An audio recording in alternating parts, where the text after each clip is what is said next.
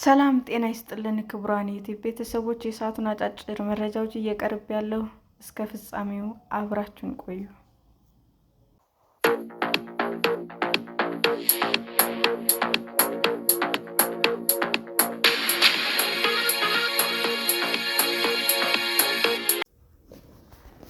በኢራን ለአራተኛ ቀን እየተካሄደ ባለው የተቃውሞ ሰልፍ ላይ የደህንነት አባል መገደሉን የአገሪቱ ባለስልጣናት ተናገሩ። የኢራን የደህንነት ኃይሎች አባል የሆኑት አንድ ግለሰብ በሀገሪቱ የገንዘብ የመግዛት አቅም መውደቅን ተከትሎ ለአራተኛ ቀን በቀጠለው ሕዝባዊ አመጽ ላይ መገደሉን የሀገሪቱ ባለስልጣናት ተናገሩ።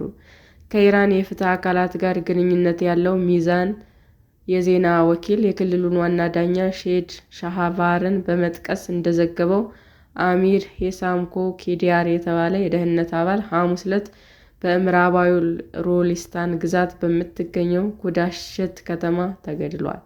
በርካታ የጸጥታ ኃይሎችም አባላትም ጉዳት እንደደረሰባቸው የመንግስት ሚዲያዎች ዘግበዋል።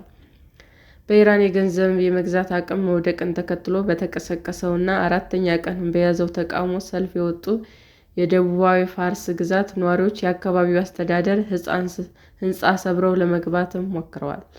በፋስ ከተማ በነበረው ግጭት ደግሞ 3 የፖሊስ መኮንኖች መቁሰላቸውንና 4 ሰዎች በቁጥጥር ስር መዋላቸውን ባለስልጣናት አስታውቀዋል። በምዕራባዊ የሐምዳንና የሎሪስታን ግዛቶችም ተመሳሳይ ግጭቶች እንደተከሰቱ ተገልጿል። በዋና ከተማዋ ቴህራን የሚገኙ ባለስልጣናትም እየተባባሰ የመጣውን ተቃውሞ ለማረጋጋት በሚመስል መልኩ ረቡዕ ዕለት ባንኮች ዝግ ሆነው የሚውሉበትን የበዓል ቀን እንደሆነ አውጀው ነበር።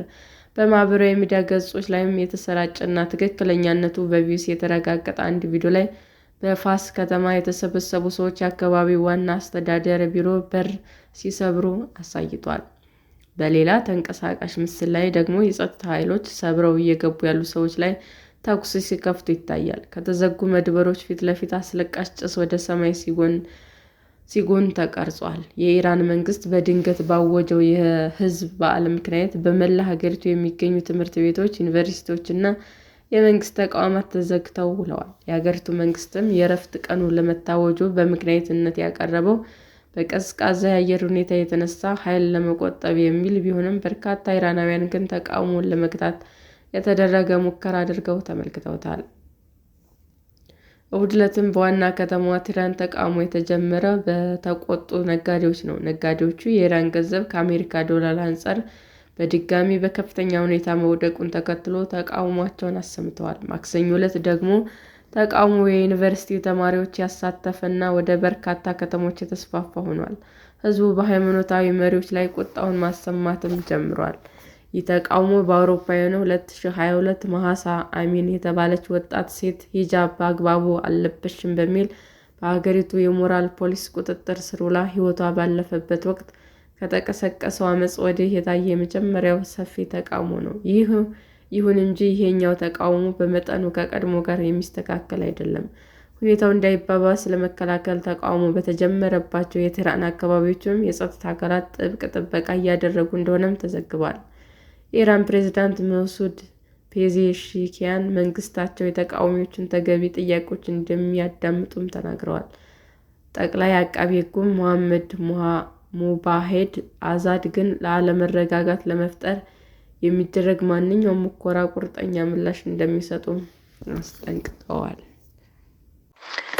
ሰላም ጤና ይስጥልን ውድ የዩቲዩብ ቤተሰቦቼ እንዴት ናችሁ? አዲስ ጀማሪ ነኝና ሰብስክራይብ ያደረጋችሁ አበረታቱኝ። አመሰግናለሁ። የዩቲዩብ አድማጮቻችን ለሰዓቱ ያቀረብኩላችሁ አጫጭር መረጃዎች ይህንን ይመስል ነበር። በሌላ መረጃ እስክንገናኝ ሼር፣ ላይክ፣ ሰብስክራይብ እንዲሁም ቢቀርብልን የምትሉት መረጃ ካለ ኮሜንት እያደረጋችሁ ቸር ቆዩን።